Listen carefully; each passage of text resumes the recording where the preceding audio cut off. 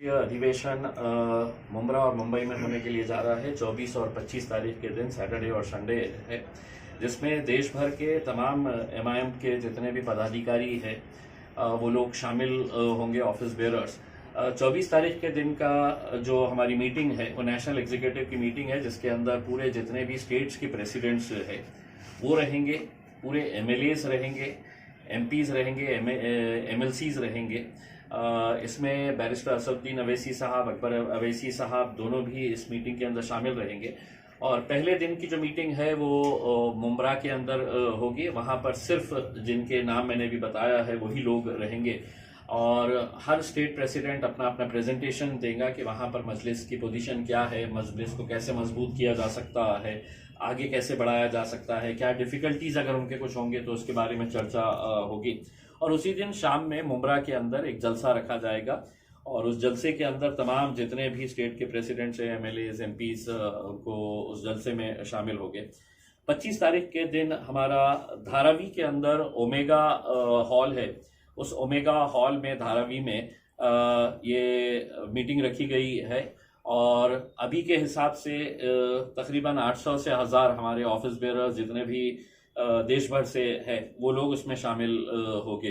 वैसे तो रजिस्ट्रेशन बहुत सारे लोगों ने किए हैं, अपने अपने फॉर्म्स भरकर भेजे हैं, लेकिन मैं आपके जरिए उन तमाम लोगों को बताना चाहता हूं कि ये एक क्लोज डोर मीटिंग है, बंद हॉल में ये मीटिंग है, तो हम सबको एकोमोडेट नहीं कर सकते हैं। तो ये फैसला लिया गया है, जितने भी डिस्ट्रिक्ट प्रेसिडेंट्स है, सिटी प्रेसिडेंट्स है, तालुका प्रेसिडेंट्स है, जितने हमारे कॉरपोरेटर्स है जो चुनकर आए हैं वो लोग हैं, जिन्होंने इलेक्शन लड़ा है, अभी का इमीडिएट जो इलेक्शन हुए हैं 2021 और 22 में, वो इलेक्शन के जो उम्मीदवार थे, एमएलए कैंडिडेट्स के हो या कॉरपोरेशन के हो, वो लोग भी इसमें मीटिंग के अंदर बुलाए गए हैं। तो जितने हमारे पास रजिस्ट्रेशन आए हैं हम सभी को एक्सेप्ट नहीं कर पा रहे हैं, क्योंकि हॉल की अपनी कैपेसिटी है। जो एक्सेप्ट किए गए हैं उनको हमने आई कार्ड्स तैयार किए हैं। 26 तारीख के दिन आपको ओमेगा हॉल रहेजा बिल्डिंग के पास जो है चेंबूर में, वहाँ पे सुबह 8 बजे सभी ऑफिस बेयरर्स को रहना है। वहाँ पे उनका ब्रेकफास्ट के बाद उनका रजिस्ट्रेशन होगा। रजिस्ट्रेशन होने के बाद उनको आई कार्ड्स दिए जाएंगे, और जो आई कार्ड जिनके पास रहेगा वही लोगों को हॉल में दाखिला दिया जाएगा। तो बाकी के जो ऑफिस बेयरर्स रह जाते हैं, अगर किसी शहर का सेक्रेटरी है या जॉइंट सेक्रेटरी है, तो हम माजरत के साथ कहना चाहेंगे कि हम हर एक को एकोमोडेट नहीं कर पा रहे हैं। उसी दिन शाम में मलाड मालवनी के अंदर असदुद्दीन अवैसी साहब, अकबर अवैसी साहब की मौजूदगी के अंदर तमाम सीनियर लीडर्स एक जलसे को संबोधित करेंगे। मलाड मालवनी के अंदर एक बहुत बड़ा जलसा मुंबई के अंदर होने जा रहा है। तो ये 2 दिन की कॉन्फ्रेंस है। इस कॉन्फ्रेंस को कामयाब करने के लिए अलग अलग टीम्स तैयार की गई है, और यहाँ पे जितनी भी चर्चा होंगी उसके अंदर कुछ ना कुछ अच्छे रेजोल्यूशंस पास किए जाएंगे, और मजलिस को मजबूत कैसा किया जा सकता है इस बारे में तबादला ख्याल किया जाएगा। ये मेरी तरफ से था। खासदार साहब, आपने कहा था मैं जाऊंगा और कटकर गेट में सोना वहाँ के अवाम ने, लेकिन अभी उनकी नींद उड़ी हुई है।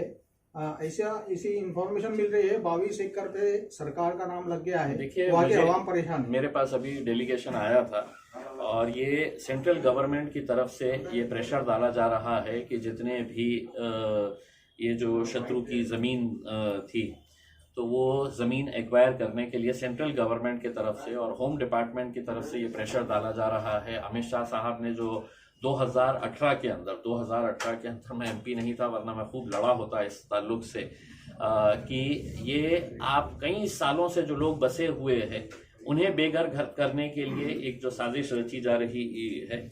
यकीनन लोगों के अंदर एक घबराहट का माहौल है। मैंने पूरा मामला समझ के लिया हूँ। मैं कलेक्टर साहब से भी, डिविजनल कमिश्नर साहब से भी इस बारे में बात करूंगा। मार्च के अधिवेशन के अंदर में इसकी आवाज़ भी हम उठाएंगे, लेकिन हमारी तरफ से जितना हो सकता है उतनी हम पूरी कोशिश करेंगे कि मतलब जो गरीब लोग हैं, इतने सालों से बसे हुए हैं, उनका नाम कैसे चढ़ा। अगर उन्होंने पूरा लीगल प्रोसेस से टैक्स चढ़ गया है, वो अपने घर बना लिए है तो घर की परमिशन मिल गई है, और जो मुझे ऑर्डर्स बताए गए हैं उस ऑर्डर के अंदर कहा गया है कि मतलब ये कलेक्टर ने ही पहले ऑर्डर दिया था ये नाम चढ़ाने के लिए, जिन लोगों ने भी ये ज़मीनें खरीदी थी या बेची थी करके। तो अचानक आप कई सालों के बाद नींद में से उठ के आते हैं और कहते हैं कि नहीं तो हमारी ज़मीन है करके। तो इतने साल तक आप क्या सो रहे थे क्या उसमें? और फिर इतने सारे हजारों लोगों को आप कैसे खाली करेंगे उसमें? इसकी जिम्मेदारी कौन लेगा? इनको कहाँ पे बसाएंगे? एक तरफ आप नारा लगाते हैं हर बेघर को हम घर देने वाले हैं, नरेंद्र मोदी साहब बड़ी बड़ी बातें करते हैं कि मार्च 2022 तक हर बेघर को हम घर देंगे, हर एक के सर के ऊपर छत रहेगी करके, और यहाँ पर जो इतने सालों से बसे हुए हैं उनको आप घर खाली करने की बात कर रहे हैं। तो करेंगे, लड़ाई देंगे उसमें, तो क्योंकि क्या हम तो आवाम के साथ दिल्ली में आप अमित शाह से मिलेंगे, संरक्षण देखिए मंत्रालय? ये अकेले सिर्फ औरंगाबाद का मुद्दा है ऐसा नहीं है, ये कई सारे शहरों के अंदर जो ये एनिमी लैंड थी, ये एनिमी लैंड है तो देश भर में कई सारी जगहों के ऊपर है। तो ये अकेले सिर्फ एक शहर का मुद्दा नहीं है कि अकेले इम्तियाज जलील ये मुद्दा ये करेंगे करके।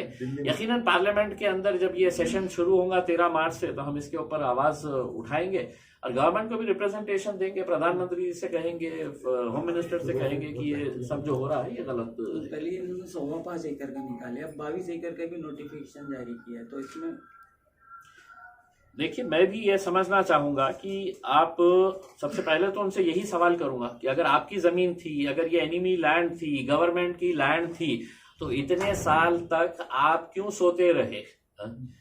आपके लैंड की हिफाजत करना आपकी जिम्मेदारी है।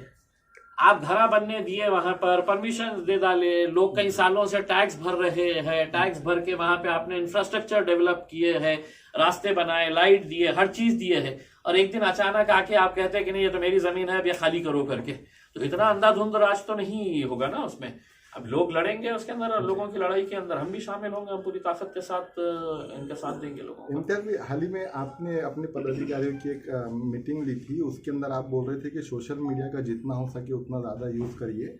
तो आप मानते हैं कि आने वाले दिनों में एमआईएम को सोशल मीडिया की जरूरत पड़ेगी और एक बड़ी ताकत बन के एमआईएम आज जिस मुकाम के ऊपर पहुंची है उसमें सोशल मीडिया का बहुत बड़ा रोल रहा है उसमें। ये वाहिद एक ऐसी पार्टी है जो दीवानों की पार्टी है, जो जुनूनी नौजवानों की पार्टी है। भारतीय जनता पार्टी जब अपना सोशल मीडिया चलाती है तो बाज़ाब्ता उनको एक कॉल सेंटर की तरह लोगों को पैसा देकर है तो अपना वो चलाते हैं, दुकानें अपनी चलाते हैं कि आज ये भेजो, आज वो भेजो करके। उसमें हमारा तो ऐसा है कि हम यहाँ पर छींकते भी है तो 50 बच्चे हैं तो उसको वायरल कर देते हैं, और वो 1 घंटे के अंदर है तो धड़ाधड़ चल जाता है। तो ये हमारा सबसे स्ट्रांग नेटवर्क, मैं समझूंगा कि देश भर में अगर सबसे स्ट्रांग सोशल मीडिया का नेटवर्क किसी के पास है विदाउट पेमेंट, विदाउट सैलरी, तो वो मजलिस का। ये सबसे सर एक सवाल ये भी है कि उद्धव ठाकरे साहब से जो है शिवसेना और उनकी निशानी जो है वो शिंदे गढ़ को दे दी गई है। चुनाव आयोग का जो फैसला आया था इस पर क्या कहेंगे? तमाशा देख रहे हैं हमने, हमारे के ऊपर अब कोई निशान ही नहीं कर रहा है, उसमें हमारे तरफ कोई आ ही नहीं रहा है। वो आपस में इतना लड़ रहे हैं कि उन्हीं की लड़ाई के अंदर वो मसरूफ है उसमें। तो अब ऐसे उसके अंदर हम क्यों खुद ही कर मारे उसके अंदर? इसका हम मतलब तो तमाशा बैठ के, आपको ऐसा लग रहा है कि एमआईएम का फायदा होने वाला है? अगर किसी को नहीं लग रहा होगा तो अब आप सोच लीजिएगा उसके अंदर। हम तो बैठ के तमाशा देखने वाले हैं, आप लड़ते रहिएगा जितना लड़ सकते हैं। ठीक है।